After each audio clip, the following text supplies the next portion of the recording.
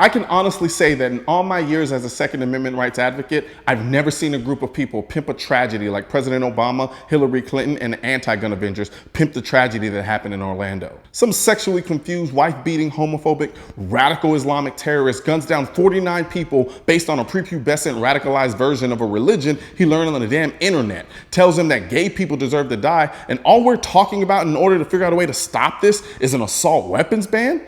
Radical Islamic terrorists are killing us in our own country because we let gay people be gay. And instead of rallying the country together to fight this vitriolic level of bigotry and homophobia, our president rather hold a 30-minute waiting to exhale press conference about banning one of the guns he used, and it wasn't even an assault weapon, and then goes on to rage about why he won't call radical Islam radical Islam. We're not closed-minded morons. We know you're not talking about all Muslims because all Muslims aren't terrorists. That's why we use the adjective radical. The distinction speaks for itself. Stop tiptoeing around these psychopaths. Radical Islamic terrorism isn't some misunderstanding and we can solve with a nice conversation over mimosas and brunch potatoes. They hate us. They hate our way of life. They hate our existence. That's why they're terrorizing us. And as far as I'm concerned, when you walk into a club in our country and slaughter 49 people because of their lifestyle choice, we can call them whatever the hell we want. He didn't shoot those people because we call them a radical Islamic terrorist. He shot them because he was a radical Islamic terrorist. And all this talk about banning assault weapons is a brutally sophomoric response to a group of people trying to wipe us out of existence.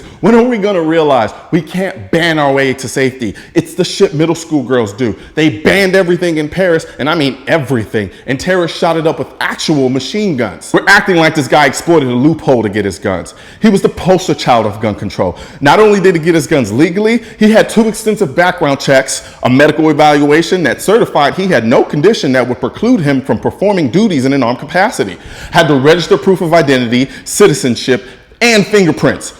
He was also required to take over 60 hours of gun training and was required to renew his license every year.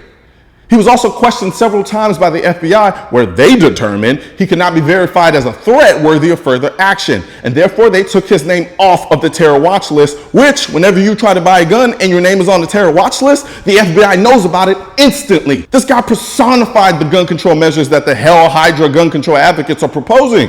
What additional gun control measures could you possibly come up with to stop this? The only thing left to do is just ban guns outright. And then if we ban guns outright and we get attacked again, what are we going to do next? Ban homosexuality so they won't want to kill us anymore? Hell, while we're at it, why don't we just book ISIS and the rest of the radical Islamic terror squad a first-class ticket to America so they can set up a caliphate in San Francisco? I'm not saying we should just start handing out guns at nightclubs, but when we are faced with a group of people who hate our way of life and hate our freedom, what you don't do is ban the one freedom that protects all of the others. It's asinine. There are over 300 million guns in this country. Do you think you're just going to ban assault weapons and all the criminals and terrorists are going to turn theirs into the Salvation Army? This is not about defending guns.